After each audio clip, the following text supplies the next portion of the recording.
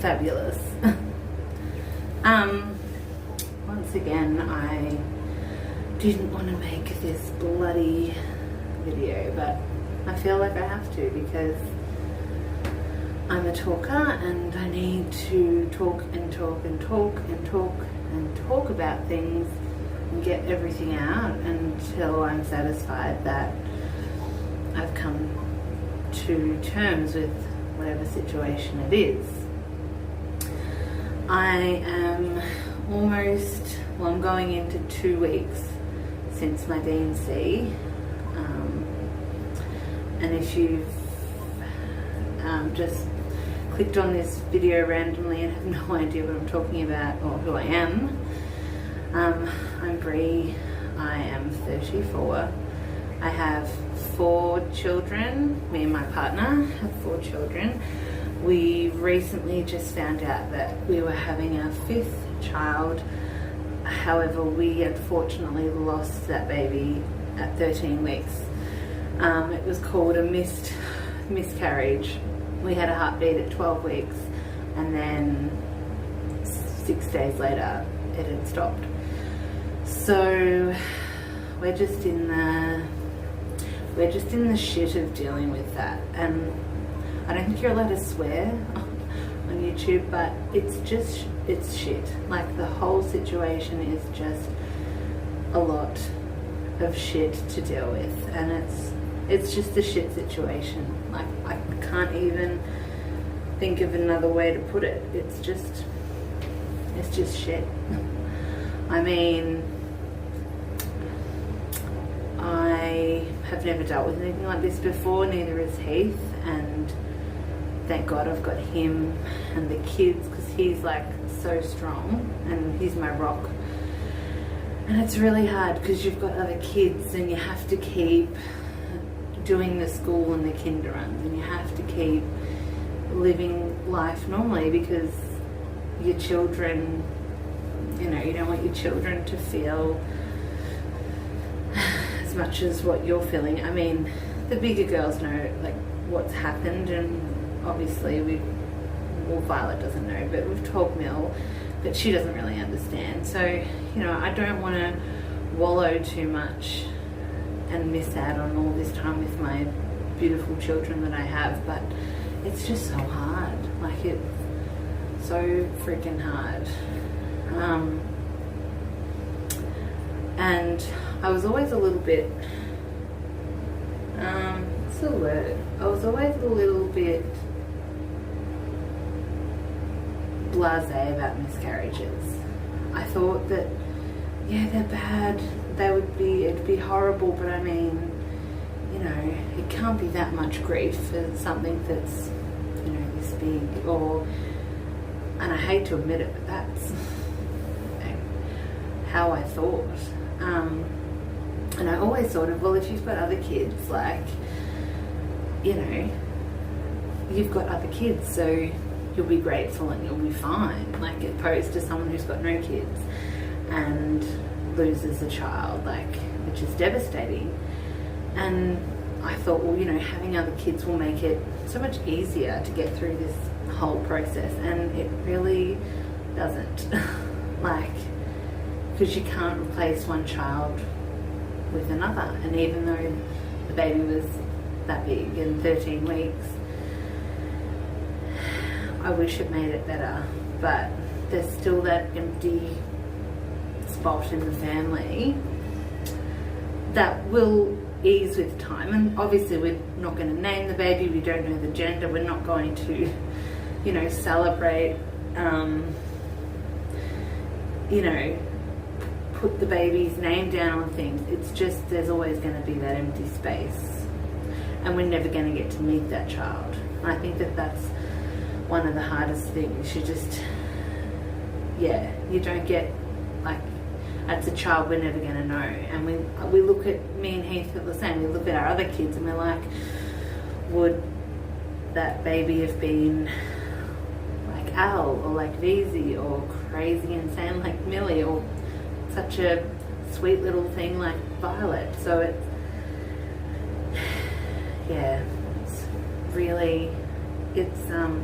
a really strange bunch of emotions to be dealing with. But we're getting there. Like, we're definitely, it definitely gets better, but it's still shit. So, okay, where was I? Some of the things that I found difficult about this whole process is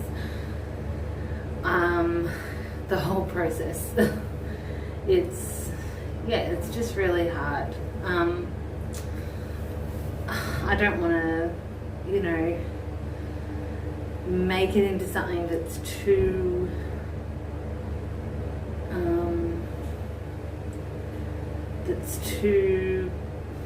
I don't even know how to explain it. I don't want to make it into something more than what it is, but it still is a child that we're never going to meet, and that's hard. So yeah, and grief, I hate grief. Grief is shit. I don't want to deal with grief. I don't want to know about grief. I don't want to go through grief. I hate it. But we have to go through it in order to heal and move forward. But I hate it. I absolutely hate it. Like, some days you're okay and then you're not okay. I mean, it does get better. Each day it gets better, but it's still like that little wound that opens up a little bit and closes, and that's the only way I can think of how to describe it. So emotionally, we're doing the best we can. I think we're doing well. It's hard, it's hard for other people to understand if they haven't been through it. We've had so much support, we're so lucky. And yeah, we have our own, everyone has their own way of grieving, and there's no right or wrong way to grieve. So I think it's definitely made me less judgmental towards other women that have been through this. And I don't know why I was so judgmental, but until you go through it, you don't know what it's like. So I think it's made me, a lot more understanding of the situation. Thank goodness I am where I am at with my anxiety and my counselling and my medication. Like, if I had to deal with something like this 3 years ago, I would have completely fallen in a heap. And I've got the tools, to get through it, and making sure that he's okay as well, because he's really strong and holding us all up, but he's grieving too, so I have to let him go through the process and hold him up as well. So we're doing that for each other, which is really good.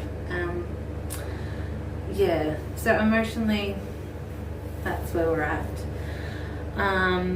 Physically, I think I didn't feel any different at all. Like, I didn't have pain after the procedure. I didn't, I think I said I lost 400 mils of blood, but I didn't feel any effects of that. I had no pain, no real cramping. I mean, I just felt the same. I felt normal. Sort of like when you've just given birth, you feel a little bit different, but nothing else. I guess, so I did read somewhere, because no one really told me, but you still have HCG, depending on how far you get in a pregnancy, because we got to 13 weeks. Your HCG can take up to like 6 weeks to go back down to 0.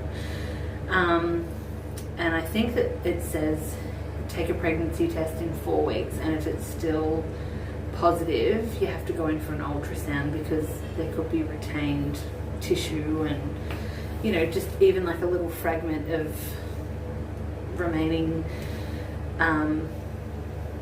tissue can still cause a positive pregnancy test, which that sucks. So me being me, I thought, well, it's almost 2 weeks, I'll take a test to see if it's getting darker. To see if it's getting lighter, to see if it's fading off. And this is the one that I took, I think it was 2 days ago. I hope you can see that, but it's still, this was my last test that I took when we found out. So for comparison, oops. So I think it's a little bit lighter. This one's the one we're focusing on.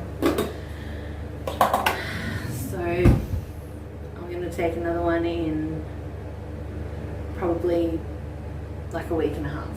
So I'm hoping that I'll see a negative test and I'll get back on my cycles and everything can start to feel normal again, because at the moment it's still like, it just plays with your mind, like I just want to see a negative test, you know, I just don't want to see anything positive on that test, because your mind, like rationally, you know that everything's done, but sort of you're still clinging on to that bit of hope, which is, I think everyone does it. I mean, you know, so hopefully that will show a negative by the time the 4 weeks comes. I don't have to go and have an ultrasound to make sure there's no retained products. So my fingers are crossed, hopefully, for that. So also in a little update, we found a house to move into. I think that's just the way that the world, you know, it balances it out. One part of your life is completely crashing down around you, and then the other part is going quite well. And it's never like an even balance. So we have been approved of a really nice brand new house to rent, and we're really excited. We've got a backyard for the kids, and it's helping take our minds off this situation. We've got something else to look forward to, which is helping in the process too. So we're getting ready to move in a couple of weeks, and so it's good to keep busy. So we're looking forward to that, and we're sort of getting all that sorted out, and the kids are excited, and yeah, it's going to be good to sort of have a fresh start and get out of this place at the moment that doesn't have very nice memories and vibes. So hopefully my next video will be moving into our new house, which will be a little bit more upbeat, and it'll just be a little bit more positive, and it will just help go into the next stages of our life, and you know, we will get over this and heal and be fine. But I think it's important that we talk about grief and loss, because it's just not spoken about enough, and all I want to hear is people's stories, because it makes me feel better. So I guess if this is gonna, you know, help someone or comfort someone that's in this situation, then that's good, because it is a shit situation. But we will get there. It does get better. It does get easier. Definitely talk to people, ask for help. As I always have said, counselling is amazing.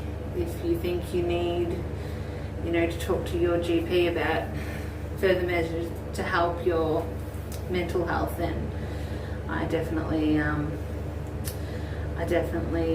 think that that's a great idea, because thank goodness I did. So yeah, well, that's all I really have to say about this, and I guess that I'll see you in our new house in a couple of weeks. Bye.